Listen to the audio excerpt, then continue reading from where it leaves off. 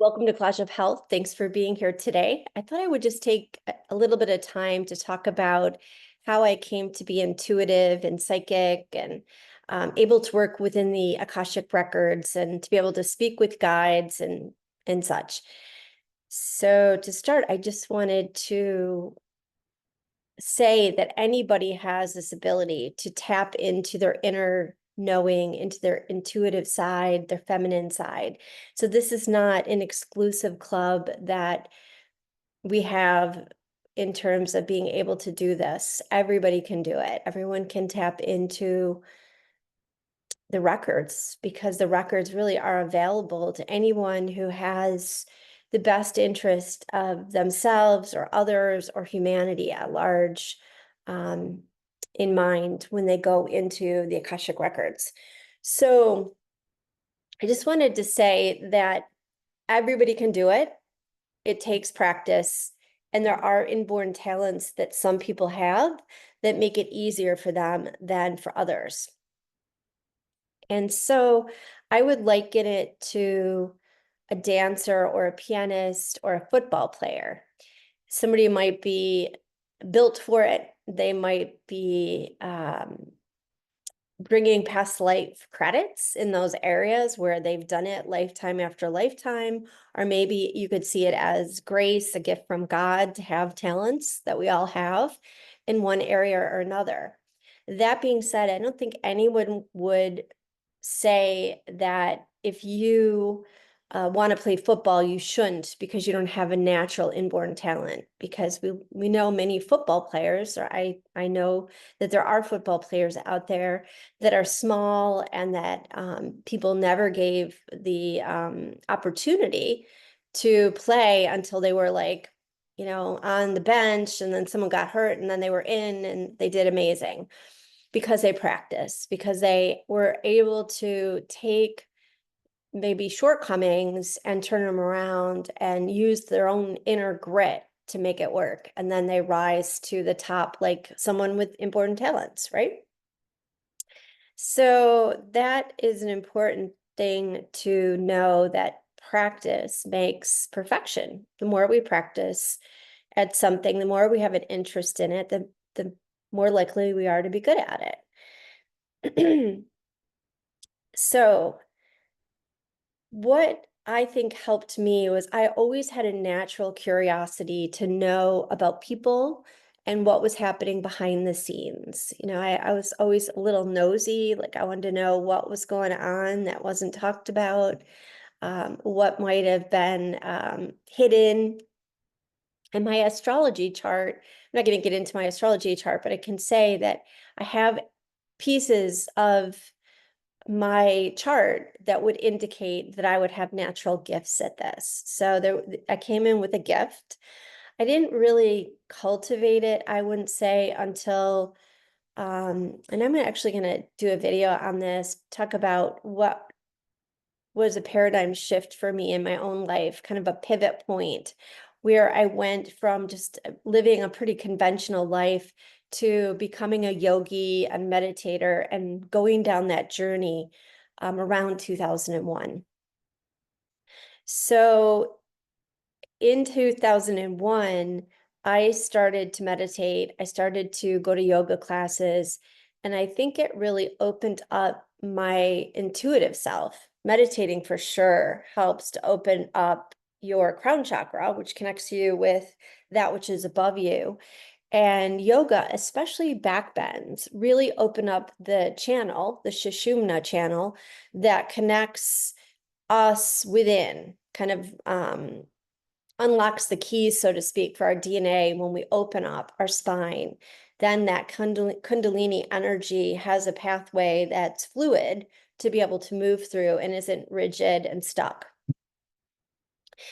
Another thing that helped me was becoming a Reiki master, and that really seemed to open me up to new realms of being.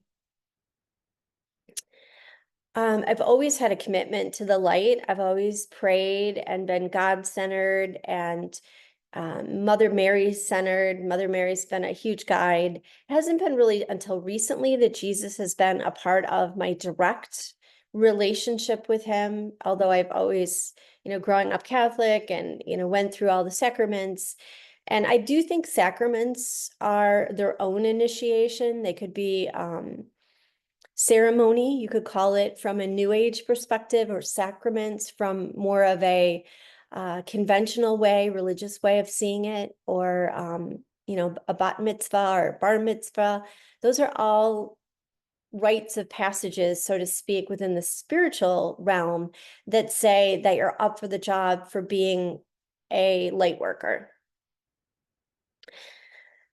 Working with guides has certainly helped, just talking to guides and connecting with them. I think that we think when people die, or guides or ascended masters are like way out there, where they're really not. They're just hovering a little bit higher than we are, maybe quite a bit higher, but we can access those planes and talk to our loved ones. We can access angels and archangels and ascended masters and God. I think one of the things too that was really helpful for me is I never felt a need to be in the crowd. I never felt that I needed to fit in. I actually found it a little bit, I don't know, just not something that I really wanted to do, just be one with the crowd and be a part of the tribe. I just felt like that would be pigeonhole me. And I learned in Ayurveda that Vata people tend to be more in the ether, and they don't mind being alone. They actually, it's kind of like a double-edged sword, that they feel lonely sometimes, but they don't mind being alone. So I think that was helpful, not needing to be in a group or the tribe and having that tribal mentality. And I think that'll be necessary if you start to cultivate more your intuitive self, that you don't align yourself with a community to the extent where you're giving up your sovereignty to the group mind.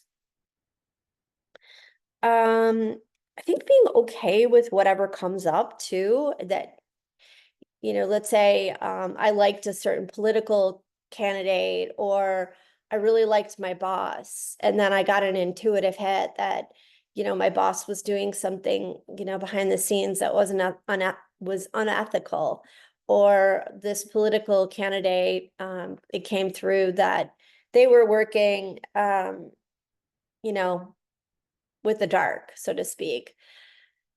I think you have to be okay with what comes up and not be, or even like a family member, if like you see something that comes through that is disturbing, being able to take it in and digest it, or a friend, and not get caught up in that's not true because I love this person, or I'm aligned with this person or this ideology.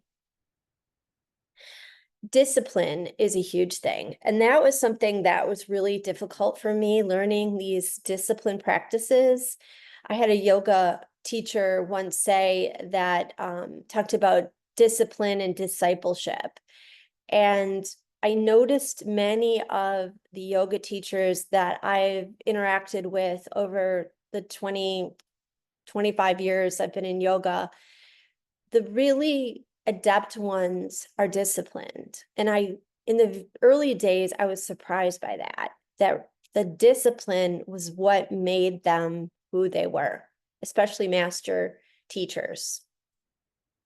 So finding ways to discipline your body, not just disciplining yourself with externals like sticking to a schedule and things like that, which is in itself very important to be able to, do the same thing over and over again, even though you don't want to, but also to discipline your body, to do some austerity practices, which can fortify you for the work that it takes to go into the higher realms. Practice can be many different things. It can be through automatic writing, where one of the things that helped me was doing the artist way, which is a daily practice of just writing every morning, free flow. And what I found when I was doing that was it became a message from the divine. And early on in 2021, I had this week where I was down. I was really down. It was before it was the in-between stage before I had really made a lot of life changes that were coming up. I had made some, but not many. And I still had a private practice and I was going to close that. And I knew that that would bother many of my clients.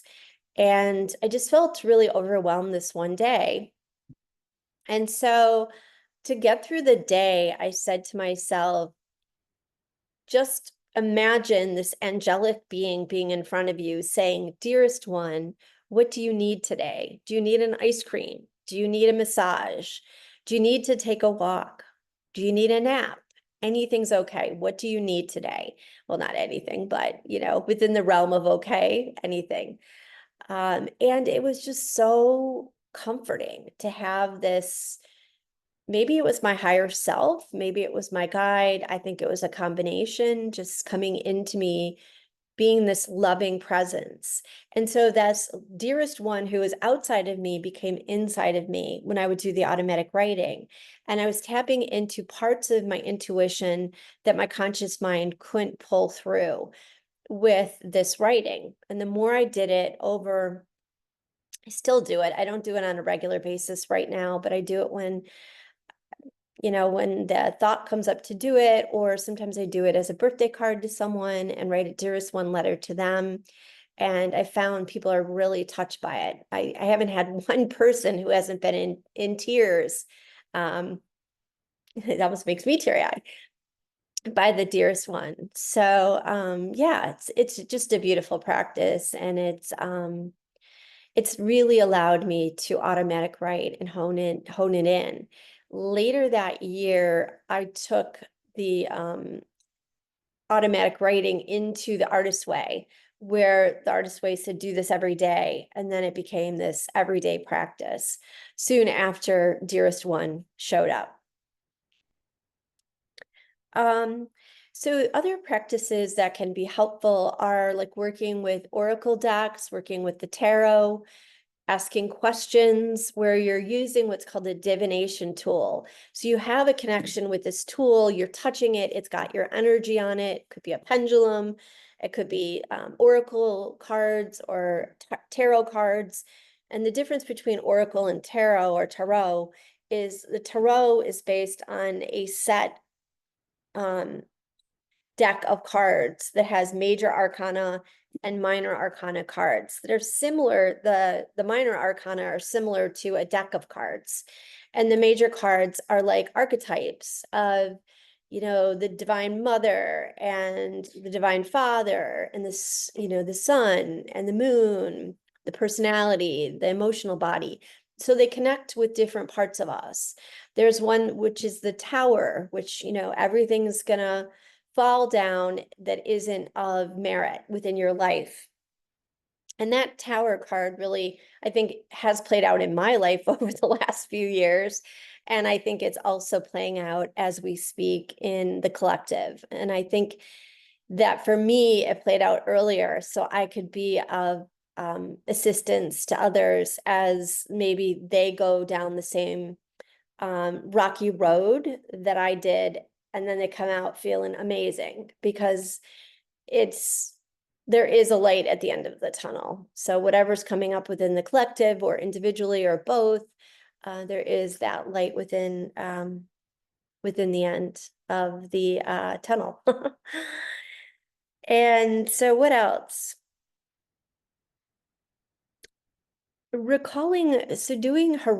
Working with hermetic practices, which are like magician type practices. Hermetics are like ancient practices of finding inner alchemy. And discipline, of course, is one of the biggest things. And just some of the hermetic practices are so simple.